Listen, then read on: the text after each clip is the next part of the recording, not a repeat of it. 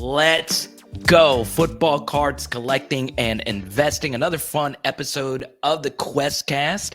At the end, Andy's got a really undervalued wide receiver that he's going to give you for the play of the week.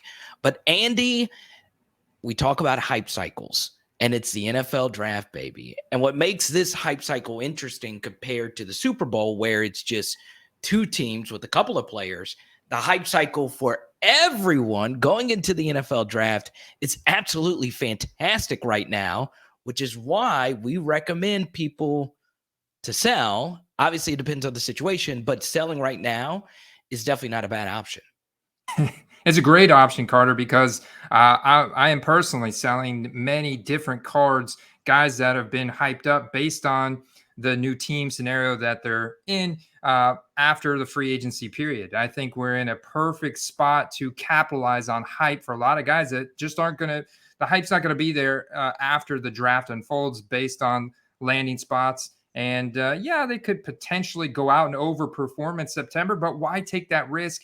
Why take the risk of a new rookie supplanting them on the depth chart? And why not capitalize on the hype that we're seeing right now? I mean, the market is showing scarcity. It's showing a tremendous amount of demand, especially when you look at eBay and you look at autograph cards, serial number cards. We're seeing a ton of sales volume, and I'm selling cards for players that I would never really think I would sell right now, but it all makes sense.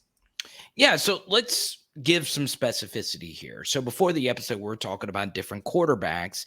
And last week, the only objective thing that I would tell each and every one of our listeners to do is sell all your Kyle Trask cards. College uniforms, anything pro uniforms. Number one, he's probably not going to be a great NFL quarterback. But number two, I mean, this is as hot of a hype cycle you'll ever see for someone who has never seen the field, and he's definitely not going to see the field next year with Tom Brady. But some other players that we would tell people to look into as far as selling is concerned, let's just say someone like Marcus Mariota, where the Falcons currently have a top 10 pick, and let's just say that they draft Malik Willis.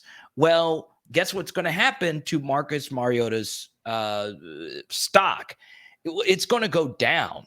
Right now, Mariota cards aren't going for that much based off of, his initial hype cycle, Andy, once it was announced that he was going to the Falcons. And look, at that time, people that were buying were looking like, oh, well, that quarterback room is wide open. But now that we're closer to the draft, with Atlanta needing another quarterback in that room, that would be someone that you could look into selling right now if you do have something, especially really rare. If not, you're going to have to wait until, going into the season, and hopefully Mariota would still be the guy. Who's to say Malik Willis doesn't come in there, and let's just say if he was drafted by Atlanta and doesn't just come out and win that job outright. So that's just one player, Andy, but overall the market is really, really, really hot right now for all cards and really all positions. Tight end cards are going for some good prices right now.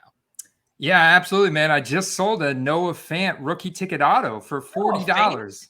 And this was a card that... Who is this quarterback? Noah Fant. Drew Lock, Colin Kaepernick coming back. I don't know. Geno Smith back for a year. It's not exciting. There's a big question mark. Maybe Baker Mayfield's going to go to Seattle. And there's gets a little bit of hype there for it. But Noah Fant does have an incredible athletic profile, college resume. So, I think that's kind of what is driving it. But otherwise, yeah, there's a huge question mark for quarterback for him. But and this was a card that I bought during the season last year for $20 out the door. And now flipping it for $40. I'm like, yeah, I'm going to take that deal. It's a non-numbered card. It is a 2019 rookie ticket auto. It's a nice design, and it's got that on-card autograph. He's got pretty good penmanship, but still, like, don't turn down the double up on a player like that I'm not expecting to overperform in 2022. I think it's a much longer shot.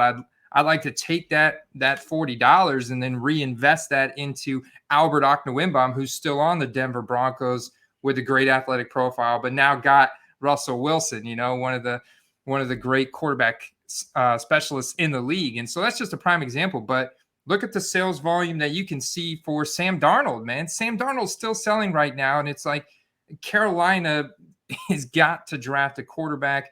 I think that they're probably going to start this quarterback in 2022. And I don't know. My bet is on Carolina actually drafting Malik Willis and then him beating out Sam Darnold. And they actually roll him out week 1 in 2022. That's kind of my prediction. I'd love to hear what you think about that, Carter. Yeah, I could see that happening as well. So once again, these quarterbacks that are very speculative, former first-round picks, the Jameis Winstons of the world, you never know when a hotshot quarterback could come in, right? What if Kenny Pickett goes first round? That's someone that a lot of people like a lot. Desmond Ridder has a lot of first-round speculation, Matt Corral. So once again, even though this draft class isn't really that great, and let's just say each and every one of you listening to this right now does not think the draft class is that great, that doesn't always matter in cards. It's just the truth. Sometimes, more often than not, Andy, your performance has very little to do with your speculation and your card prices. And, if you are watching on YouTube, you're looking at a Sam Darnold card. Once again, a very rare, nice auto card going for $360. Sam Darnold is terrible. We know this. That is factually accurate. It's never going to work. Sell now. If you can, selling every day. I mean, just sell Sam Darnold now. It's over. He's horrible. We know for sure it wasn't the Adam Gase thing. It was Sam Darnold being bad. So take advantage of this draft market. And here's the thing about the draft is that everybody's got hope. Everybody. That's the thing. Everyone feels relatively positive about their team compared to the actual season where wins and losses actually happen. So that's why we are telling all our listeners to heavily consider selling their cards because they are going right now, Andy. I mean, you do price market analysis every week. It does seem the football card market is still pretty hot. It's very hot. Now, one thing I will say is, players that come off of red hot seasons last year, like you take Justin Jefferson, for example, when he was coming off that season, his base rookie ticket autos were going for 300, 350 in some cases. Those have actually cooled off a little bit, but they're still at $250, right? The Jamar Chase rookie ticket autos have cooled off from the initial release of where they were at like $1,000 because they were literally at that point, they were like the eBay one of ones. This goes back to what we were talking about last week that happened with the UFC card. Whenever that product is very first release, you pay such a premium for being the first one to buy that card from the market. And it's like, why? Just wait a month for that card to circulate and it'll drop a couple $100 because now there's a dozen listings instead of one. And so that's what we kind of seen with Jamar Chase. It's not to say that card's still selling for $400, $500 for the rookie ticket auto, which is a lot of money, right? But I mean, that's down from half. That was down from half where it was at $1,000. And I think that just goes to show you that news alone or speculation alone can only drive a player's card up so much. It eventually goes back to like the supply and demand of what's in the market versus what people are willing to pay. And now people have more time because games aren't going on. Like, you have more time to actually do research and properly comp cards out. And hopefully you're like watching my videos to see how to do that and stuff. And you're listening to us. You see how we do that. And so, we see those values kind of leveling now for these guys. So news is only driving these up so much and to where people are like, nope, I'm not going to reach for that card and spend $500 or $1,000 on it. Yeah, and this leads us into our next topic is landing spot matters so much. So obviously, players are going different places. I'll say this right now. I don't think, and I know this is kind of a random player, I don't think Tyreek Hill is going to be the same player in Miami that he is in Kansas City, right? And, winning in Kansas City and, being the marquee QB wide receiver duo, I'm not a believer in Tua. So I would heavily consider you look into, from now until the start of the season, moving some Tyreek Hill product. So, where you go matters so much for who you are as a player. So keep that in mind during this draft cycle. Now, because it is such a big story, we do say this a lot on the podcast. Make sure you keep looking at checklist and release dates. Very important because new products going to be hitting the shelves pretty soon. Prizm will be hitting the shelves pretty soon. And it is kind of weird because it's the last year's draft class rookie cards in their pro uniforms. And in just a few weeks, we're going to see what the new draft class is going to look like. But then their college uniform products will start trickling out. So it is kind of confusing if you are new, but that's just where we are. There's still big product waiting to be released, Andy, and it is very important to keep that in mind. Yeah, new product coming out, Prizm Optic Select. That's major releases, man. That's stuff that's going to hit Walmart's, Target, online, card stores everywhere. That's major release product. We're talking blasters, hangers, cellos, the whole 9 yards. This is going to put a big influx of product into the market. But for 2021, guys, it's almost like, Carter, I wonder if Panini has their own NFL draft scouts and they go and they like research, like, how good is the 2022 class going to be? And they're like, well, it's looking kind of weak, guys. You might want to delay the release of 2021 till April, May, capitalize on the former class while the new class is coming out. I don't know if you obviously I'm just kind of joking, but it could be some seriousness to that. No, it is funny, right? Because it is so different than, obviously the Joe Burrow 2020 product being released in December of 19. It's just so nuts that, or December 20, but still, it's still so nuts that this is how the release calendar actually worked out. Of course, some of that was supply chain issues and all that, but it's important to keep that in mind. But Andy, obviously, you as you always do, you show a few cards and prices on the screen throughout. As far as sales is concerned, before we get to the next topic, is there anything over the past week or month leading into the draft that has really caught your eye? In terms of potential investment, or just like market analysis? Just anything that makes you go, wow, this is pretty interesting. Well, yeah, it's a lot of stuff. I mean, it's just the deep sleepers, guys that we consider deep sleepers, like guys that were almost forgotten about. Like, great example is Marlon Mack. I mean, he was virtually forgotten about, just buried in the ashes underneath Jonathan Taylor there in Indianapolis, and he gets new life in Houston on a depth chart with I guess David Johnson hasn't fully retired yet, Rex Burkhead's still there, but so like he kind of steps into this RB1 role, but on a dumpster fire of a team. And there's been hype for his cards. Like, I've seen his values go up. Like, I was buying a bunch of Marlon Macks back in 2021 because I'm like, man, this guy rushed for over 1,000 yards with the Colts. Like, he was explosive at one point. I don't think he's toast yet.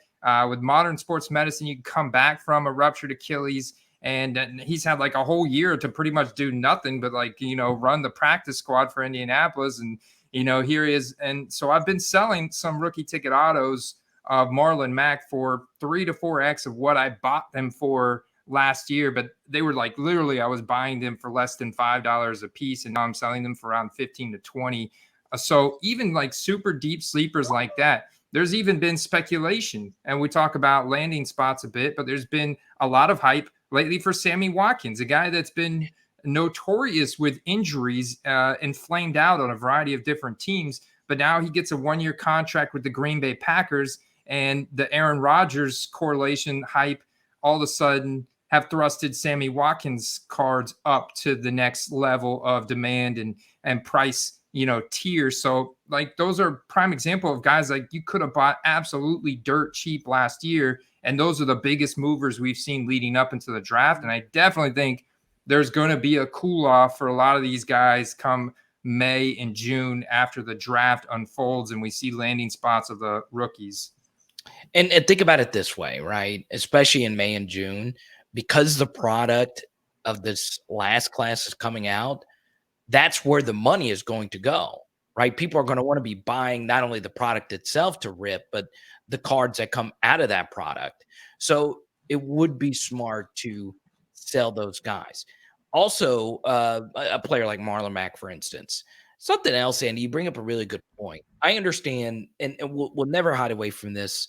Quarterbacks is where you can turn and make the most money selling and flipping cards, right? I've been very fortunate to make a decent amount on Joe Burrow cards, right? Part of that was just cards that I thought that I would never sell, and then the Super Bowl prices got so outrageous. I have a bunch of big life events coming up. It I'm going to buy those cards back at some point, but it's very important, to keep that in mind, to strike while the market's hot. Something else that you brought up, Andy, if you can ever get an auto of an active player for less than $5, sometimes it's just worth it. It just is, right? That's not to say that the card is going to 3x, 4x, 5x like Marlon Mack cards. But for instance, let's take a player like Zay Jones, right? Once again, he's not a quarterback. So, the hype cycle isn't going to get absolutely ridiculous. But I saw a rookie ticket auto of his, and this was before the Jaguars thing was announced. I saw a rookie ticket auto of his go for 99 cents in an auction, and I could have bid 99 cents on a Zay Jones rookie ticket auto, and his prices might still be down, and I might still be able to go get that card.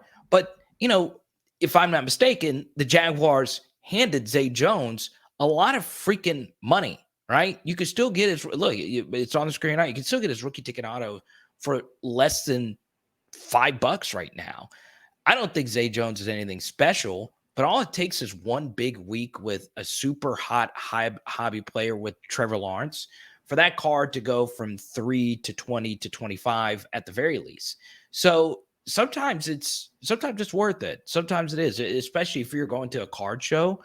Say you find some Zay Jones cards in a dollar box, it's worth it. It's worth taking a shot, particularly at these shows. So, whether it be eBay or whatever, that $1 to $5 price range, if you are able to take advantage of it, here's another example of it. Chandler Jones. This is a defensive player, and they tell you all the time defensive cards aren't going to do anything. I bought huge lots of Chandler Jones cards, and guess what, Andy? As you know, I sold them for 2x, 3x, and it was worth it. So if you get such a dirt cheap price and the player is still active and there is some hype, there is some draft capital around him, maybe it's worth spending just $2 or $3 on that card. Yeah, man, no doubt. Like that's one of my dreams is to go to a card show or card shop where the owner is devaluing these modern sleeper skill position players' cards that are autographed, and then you go in, it's like you just clean up out of the dollar bin. Like prime example, I did go to a card shop with my dad. He had a stack of Topps Chrome Mike Evans cards, and he was selling them for $2 a piece. I was like, $2? Like, I think I could probably flip that on a hype cycle for Mike Evans for at least $4 or $5. What happened? I just sold a lot of 3 of them for $5 a piece. I sold a lot for almost $20. So, that's just a prime example. It's obviously it's not a big value increase. Like I didn't make a bunch of money on that one sale, but my percentage of ROI is really good. It's pretty much a more than a double up, so as long as like a 2.5x. So just like, if you could scale that and when you can find these autograph cards for like $10 or under, and you understand that a card numbered out of 99 or card numbered out of 49 or a rookie ticket auto has the potential of being a $40, $50, $60 card in the right hype cycle, and have that listed with great photographs. Another thing I like to look for on eBay, Carter, is like cards that just don't have good photographs and they're of a sleeper player. So it's like a double whammy, driving the value of that card down. You swoop in, you kind of rescue that card and take great photographs, good lighting, all of a sudden put some lipstick on it and you'll see somebody reach for that card and pay twice as much for it on a hype cycle. And this is like a perfect recipe for success. Yeah. And look, you're not going to make it a fortune, but honestly, sometimes cards are so cheap that you're at the very least going to get the money back for that card, right? If you absolutely just have to sell it. Now, obviously, eBay takes percentages, but if you go to enough card shows, you can get great lots. Guy in a dollar box just had really nice Lavishka Chenault field level silvers for $1 per card. Obviously, Andy, you saw it. I bought them and, took advantage of the hype cycle going into last year. So it's very important, to not just look at the big cards. Obviously, those cards are going to make you the most money, but at the same time, you're going to have to spend the most money. And once again, it further shows how important rarity is for certain cards. I always go back to, and I know I mentioned this type of card, but the Josh Allen PSA 10 Prizm base card. So many people have lost money on that card at no fault of their own. They were like, okay, base is where it's at. It's a PSA 10. Let me buy this thing for $900. No one's making money on that card anymore, right? So always understand what people like is going to change as well. But yeah, it's okay. And you're looking at a chart right here. Yeah.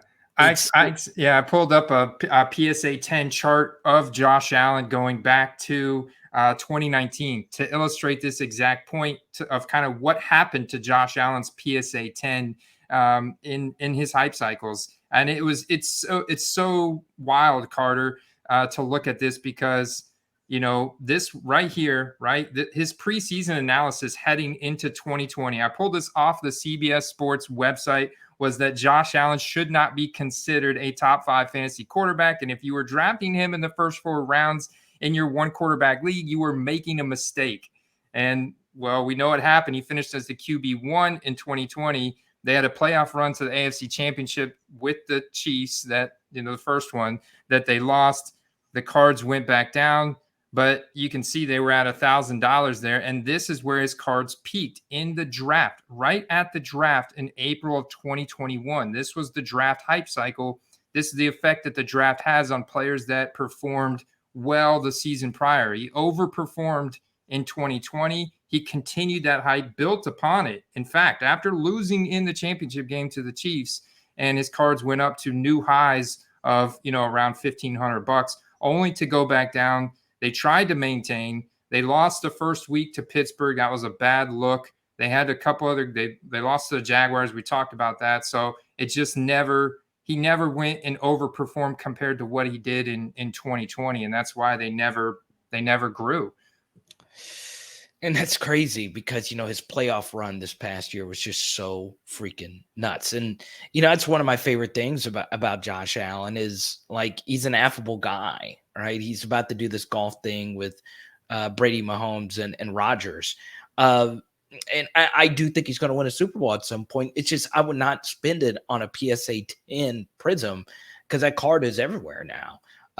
It's very fascinating how much that change, you see at the beginning of the 2020 preseason analysis to where it is now. It's practically the same thing. And I hate that so many people spent that much money on a base card. It's just, the reality of the situation. Whereas a Brady base rookie is the exact opposite. It's a high in demand card pretty much at all times. And it blows my mind, Andy. It really does.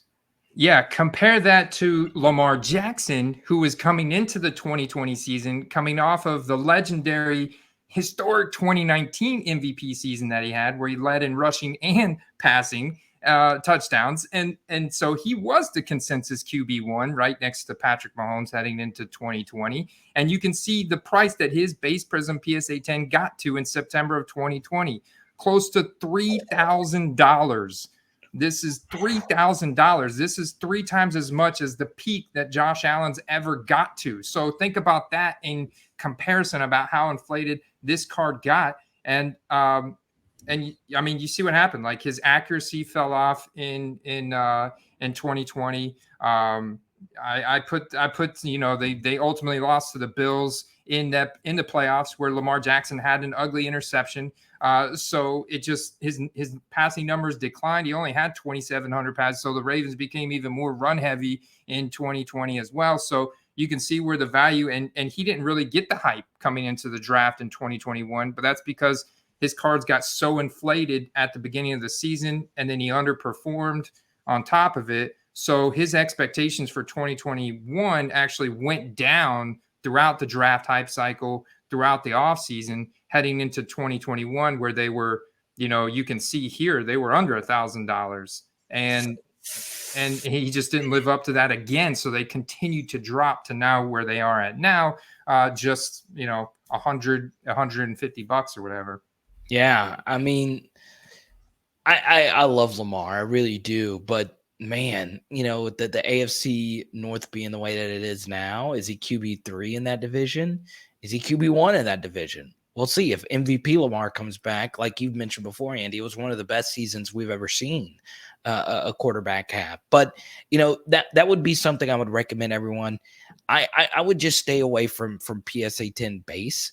But at the same time, Andy, as you mentioned a minute ago with Josh Allen, it might be time for people to cash in on the draft hype cycle for the big name players as well, right? You know, for me, the card, the modern card, you know, Josh Allen's modern card is big. Mahomes is a little overpriced for people. I think, you know, obviously Mahomes cards are always going to be, you know, the gold standard of modern football, but it still amazes me. And I know this sounds like a broken record, but how liquid Justin Herbert cards are.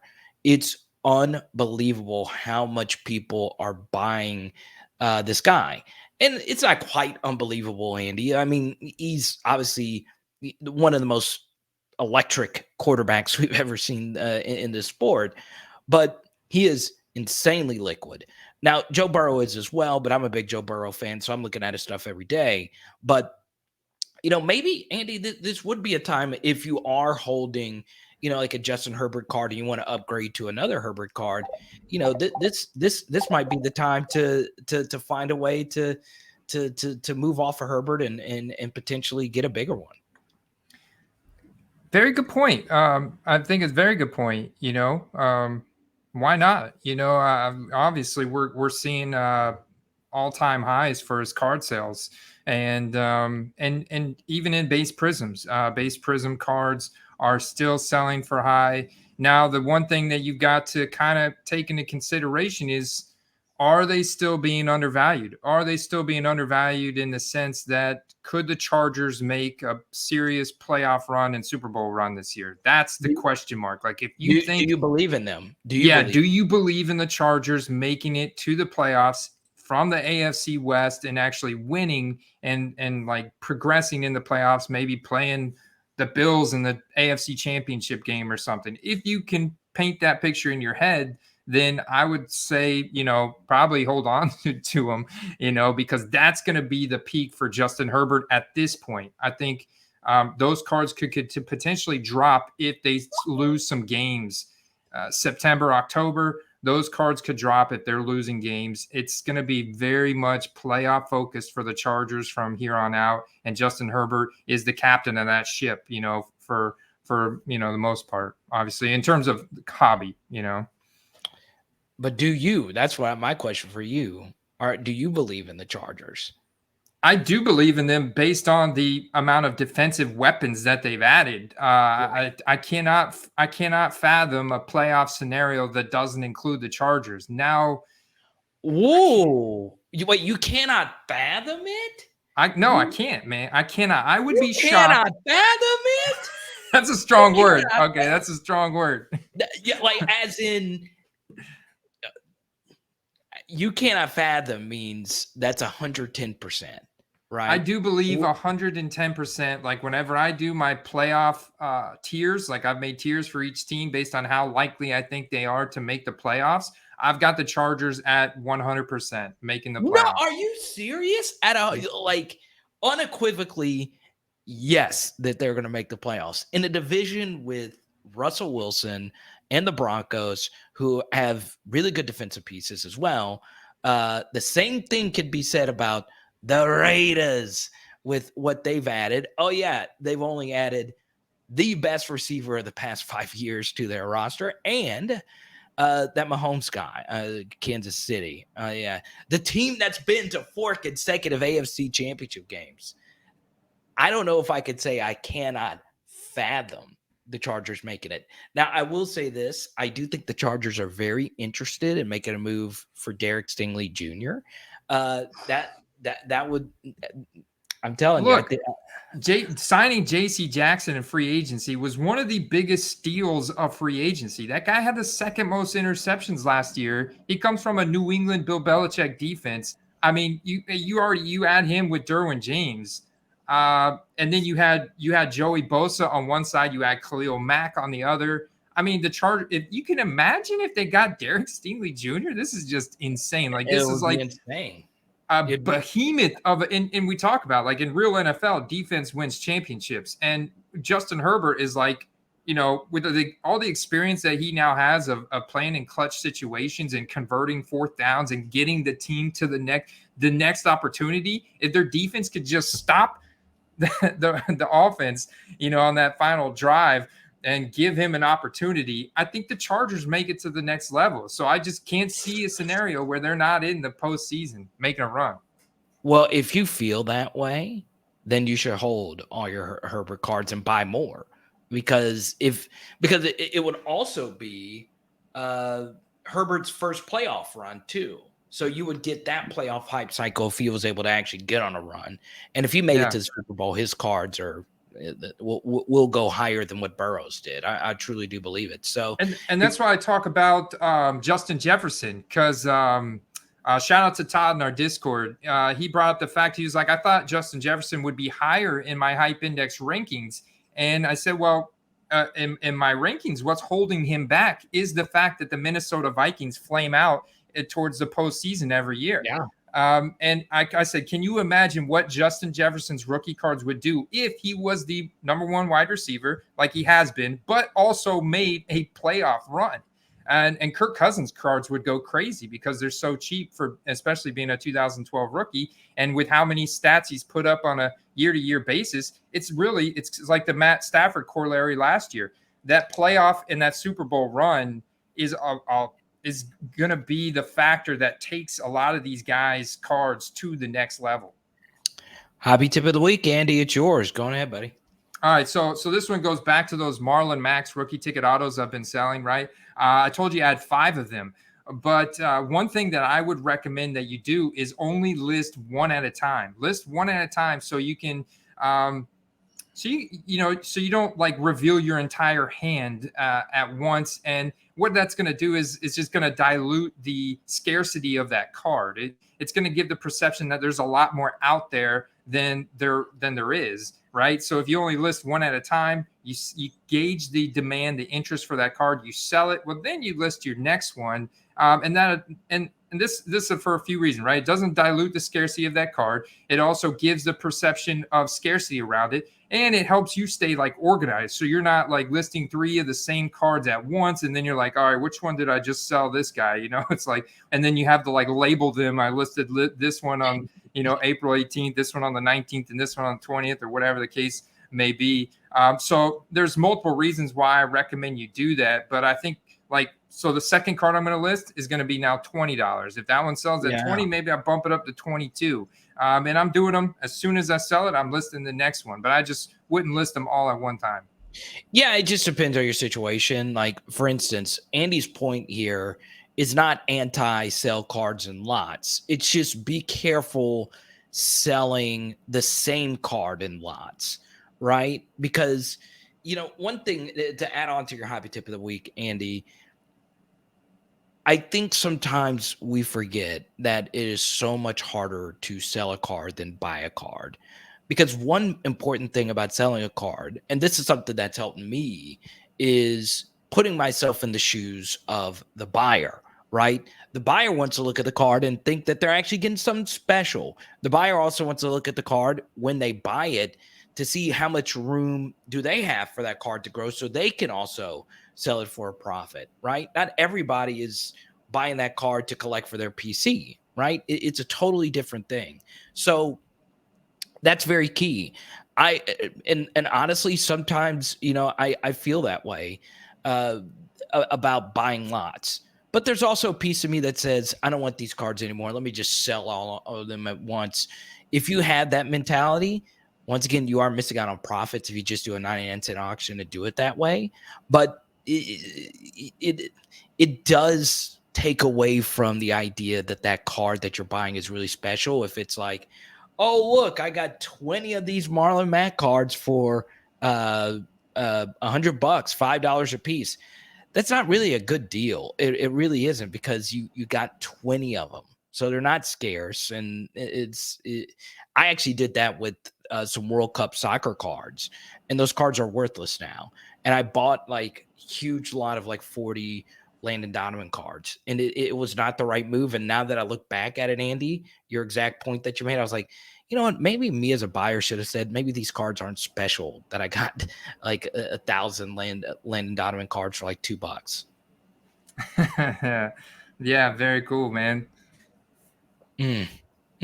Sometimes you just know stuff. Sometimes, man. Sometimes.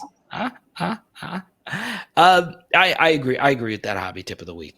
Now, plays of the week. Before we actually get plays of the week, Andy, you are working on something. We don't have the full details yet, but you're gonna do a break, or a break-ish. We'll call it that.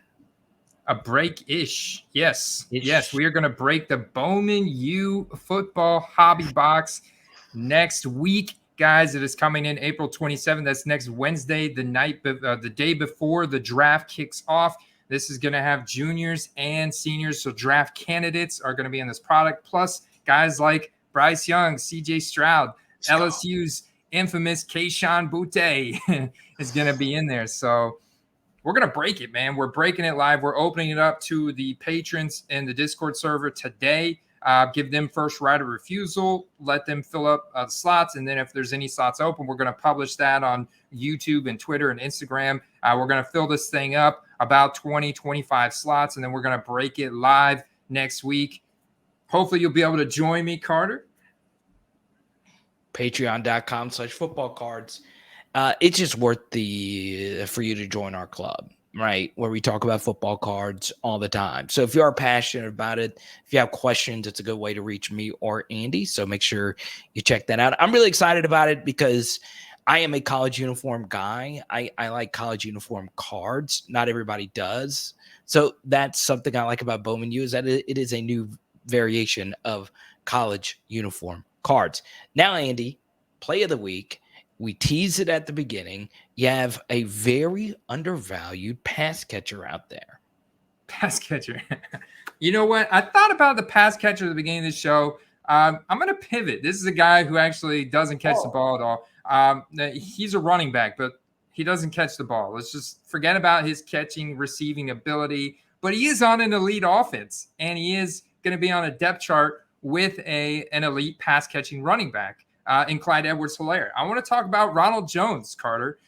Now, before your jaw hits the floor and you find out about your reaction to me investing in Ronald Jones rookie cards, because he has like pretty much been largely dismissed in fantasy land because of his lack of receiving ability. But he goes to an elite offense on a soft depth chart. Clyde Edwards-Helaire has been. They've tried to give him a workhorse type of load. He couldn't handle it. He's been struggling with injuries, Carter, since he's been drafted. But he still has very good receiving ability. So it looks like maybe with the fact that Ronald Jones, like if you look at his broken tackles per carry and you look at his explosive run rate and you look at some of his advanced fantasy analytics, his PFF rushing grade was just as good, if not better, than guys like David Montgomery, Antonio Gibson, Elijah Mitchell. He averaged the same amount of yards per carry as Javonte Williams. He posted superior yards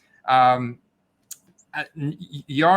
catch numbers, or yards after contact, excuse me. That's what I was getting hung up on. Yards after contact numbers as to Dalvin Cook and Ezekiel Elliott. And he broke tackles at a higher rate than Joe Mixon and DeAndre Swift. So, I'm looking at these advanced fantasy statistics around Ronald Jones thinking, okay, he's on the Chiefs backfield. This is a guy that could break out big time at any point in the season on that soft depth chart. And his cards are dirt cheap right now.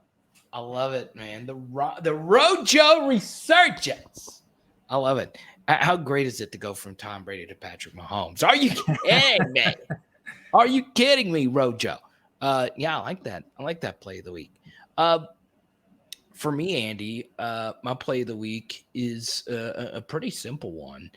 Look out for veteran wide receivers that are in that 3 to 5 year mark, right? There's a lot of very interesting ones right now.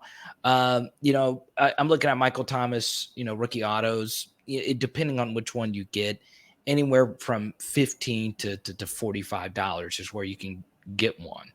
I like it. If Michael Thomas has shown me that he has wide receiver one upside, I understand that's not going to happen because he's not going to have Drew Brees. But I mean, if MT13 does come back to somewhat similar form, that's going to be a big story. It really is. And then another receiver that I really do like a lot is Brandon Cooks. Look, Brandon Cooks is a guy that I have a lot of. And I found people selling his rookie cards for $1 each, and I've bought a lot of them. So that is something that I personally have stake in. I've sold most of my Michael Thomas cards, and that was before, this past year. But I actually do have a lot in Brandon Cooks right now. And I do think, this guy's just produced every year. Now, has it been like top 5 fantasy production? No, but every year he just comes out and balls out. So I do like Brandon Cooks. I want to share the wealth. And I'm looking to buy potentially more Brandon Cooks because I really do believe he is going to continue his great play, even if he is staying with Houston and Davis Mills. And you like Davis Mills, so I'll roll with you on this, and I tell people to keep buying Brandon Cooks. I do, and I think I think Brandon Cooks is going to remain the alpha in that offense, even if they draft an elite wide receiver here at the end of the first round or something. They do have so many question marks on their defense. It's not like, and the offensive line. It's not like you can see here this bar that I've got. So I've got Brandon Cooks. This orange bar is my expectation bar. So you can see I've got the same amount of expectation in terms of production for Michael Thomas and Brandon Cooks. But you can see this blue bar right here is going to be the actual market size and the probability that I think the team's going to make the playoffs. So you can see is a much larger light blue bar for the Saints still. This dark blue bar is going to be their Hall of Fame marker status. You can see Brandon Cooks is on the board, man. This guy, like you said, 6 out of 8 seasons, over 1,000 receiving yards. It blows my mind that he's never been to a Pro Bowl. Blows my mind. But Michael Thomas, of course, being a top 3 wide receiver for several consecutive years with Drew Brees, he's been there. He's got a much larger Hall of Fame marker score. And so once we get a better, and then you can kind of look at their rookie status. Michael Thomas obviously got 2 years on Brandon Cooks. So that's kind of going in his favor. I like the Michael Thomas play better, but if you can get rookie ticket autos of Brandon Cooks for like $10-15, we talked about that, Carter. I still think that's a home run play with very little downside. It's all production driven, like with Davis Mills throwing mechanics. And if they give him a little bit more protection back there, maybe Marlon Mack rips up some defenses on the ground. Davis Mills gets Brandon Cooks out in space, and Brandon Cooks goes out and he's a top 5 wide receiver. And it's like that Cordell Patterson corollary where even the team stinks. The guy's performing so well, people cannot help but to see him all over highlights every week. And as a top fantasy producer, and the demand goes up for his rookie cards as a result. So here's what we're going to do. All right. Next week for play of the week, I have to do it because we got to do this thing called a cliffhanger, right? Oh. On next week's episode, I'm going to give you 2 wide receivers to sell right now. And the reason why I'm waiting until next week, I'll share why I'm waiting until next week for it. It has to do with post-draft. Okay. So be on the lookout for that. Andy, I appreciate you. As always, football, patreon.com/football cards where you can find it. Check out all of Andy's videos. Peace. That's it. Yes, sir. See you guys next week.